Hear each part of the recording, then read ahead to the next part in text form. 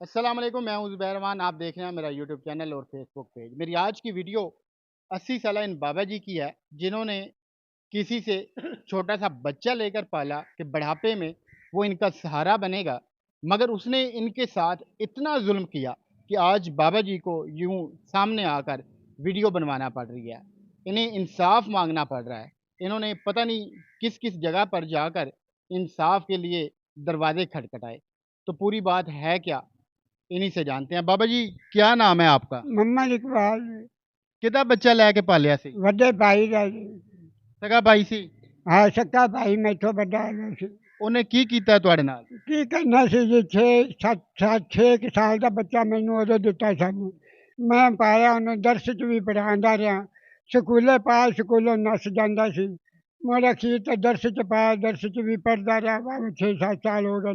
ਦਰਸ 'ਚ ਪੜ੍ਹਿਆ ਕੁਰਾਨ ਮਜੀਦ ਦਾ ਵੇਖ ਕੇ ਬਣਾ ਤਾ।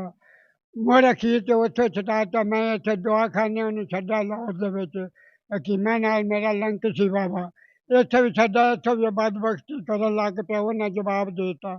ਉੱਥੋਂ ਮੁੜ ਇਹਨੂੰ ਚੱਲਿਆ ਆਂਦਾ ਜੀ ਮੈਂ ਤਾਂ ਗੁਜਰਾਲੇ ਜਾਨਾ ਫੈਕਟਰੀਆਂ ਵਿੱਚ ਉੱਥੇ ਵੀ ਕੰਮ ਕਰਦਾ ਰਿਹਾ। ਮੈਨੂੰ ਇਹਨੇ ਕੋਈ ਸ਼ੈ ਖੁਦਾ ਦੀ ਨਹੀਂ ਲਿਆ ਕੇ ਦਿੱਤੀ। ਉਲਟਾ ਬਿਸਤਰੇ ਵੀ ਘਰੋਂ ਦਿੰਦਾ ਰਿਹਾ। ਖਰਚਾ ਅੱਗੇ ਦਰਸ 'ਚ ਵੀ ਇਹਨੂੰ ਦਿੰਦਾ ਰਿਹਾ। ਉੱਥੋਂ ਵੀ ਬਸ ਕੋਈ ਸ਼ੈ ਨਹੀਂ ਲਿਆ ਕੇ ਦਿੱਤੀ ਦਿੰਦਾ ਸੀ। ਅਖੀਰ ਤੇ ਮੈਂ ਇਹ ਤੱਕਿਆ ਵੀ ਇਹਨੂੰ ਹੋਰ ਨਹੀਂ ਇਹਨੂੰ ਸ਼ਾਦੀ ਇਹਦੀ ਕਰ ਦੇਣਾ ਮੈਂ। ਮਾਂ ਦੀ ਬਣਾਈ ਦੇ ਸੱਕੀ ਦੇ ਗਲ ਪਿਆ ਜਾ ਕੇ ਮਿੰਟ ਮਥਾਜੀ ਕਰਕੇ ਰਿਸ਼ਤਾ ਲੈ ਕੇ ਇਹਦੀ ਸ਼ਾਦੀ ਕੀਤੀ।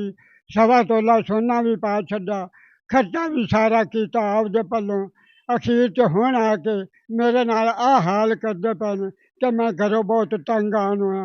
ਹੁਣ ਧੱਕੇ ਦੇ ਕੇ ਬਾਹਰ ਕੱਢ ਦੇਣਾ ਤੇ ਨਿਕਲ ਜਾ ਤੂੰ ਇਸ ਥਾਂ ਦਾ ਮਾਲਕ ਨਹੀਂ ਹੈ। ਛੋਰੀ ਹੈ ਤੇ ਛੋਰੀ ਵੀ ਆਖਦੀ ਹੈ ਮੇਰੇ ਥਾਂ ਨਾ ਲੱਗੀ ਮੈਂ ਮਾਲਕ ਹੈਗੀ ਹਾਂ। ਉਹ ਮੇਰਾ ਭਰਾ ਉਹ ਵੀ ਉਹਨਾਂ ਮਗਰ ਹੈ। ਉਹ ਤਰਵੇ ਚਾਰੇ ਪਿਓ ਪੁੱਤਰ ਬਸ ਕਦੋਂ ਪੈਂਦੇ ਨੇ ਕਿ ਜਾਵਾਂ ਤੇ ਉਹ ਅੱਗੇ ਹੀ ਖੜੇ ਹੁੰਦੇ ਨੇ। ਮੈਂ ਡਰਦਾ ਮਾਰਾ ਪਿਛਾ ਨਿਕਲ ਆਉਣਾ। ਮੈਂ ਕੀ ਕਰ ਸਕਣਾ ਹੁਣ ਉੱਥੇ। ਤੁਸੀਂ ਬਾਬਾ ਜੀ ਕੀ ਕੰਮ ਕਰਦੇ ਹੋ? ਮੈਂ ਮੁਲਤਾਨ ਚੁੰਗੀ ਲਾਹੌਰ ਫਰੂਟ ਮੰਡੀ ਦੇ ਵਿੱਚ ਮਜ਼ਦੂਰੀ ਕਰਨਾ ਜੀ।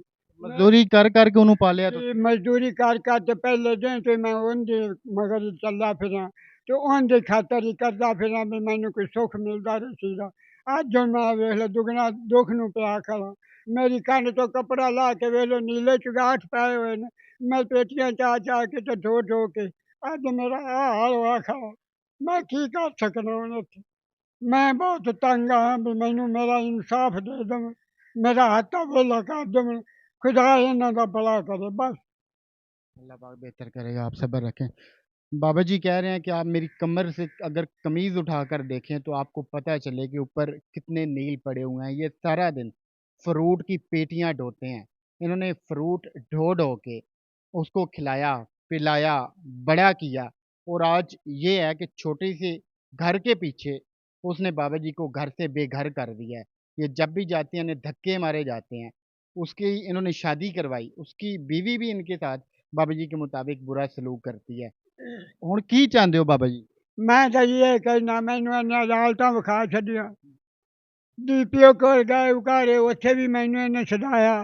जी हुण मेरी ओडी पसली नहीं मेरे को आना नहीं रहेगा भी तेरा मैं तुझे केस कर सका।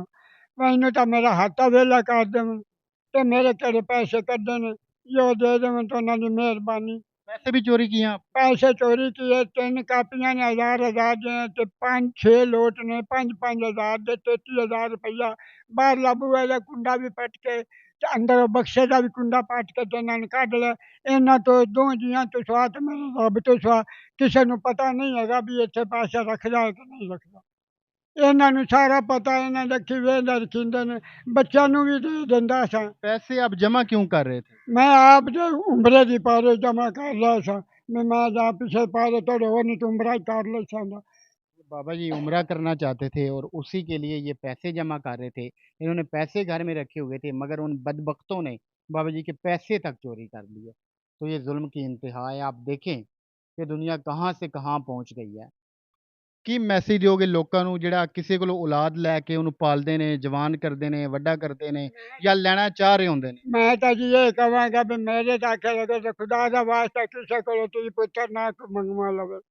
ये बात तो रोवन गए मैं रोंदा फिरना हर कोई एवें मक्खी तरह हत्थ फाड़ के रोवणगे धक्के खावणगे खुदा दा वास्ता किसे कोल मंगवा धी पुत्तर ना लवण। अल्लाह पाक आपके हमारे हम सब के हाल पे रहम फरमाए। हमारी अपने इदारों से ये दरख्वास्त है कि इन बाबा जी को किसी भी तरीके से इंसाफ दिलाया जाए। जो पैसे इनके उसने चोरी किए हैं वो वापस दिलाए जाएं। जिस ज़मीन या जिस घर के ऊपर उसने कब्जा किया होगा वो इनको वापस दिलाया जाए। तो मिलते हैं किसी और वीडियो में। अल्लाह हाफ़िज़।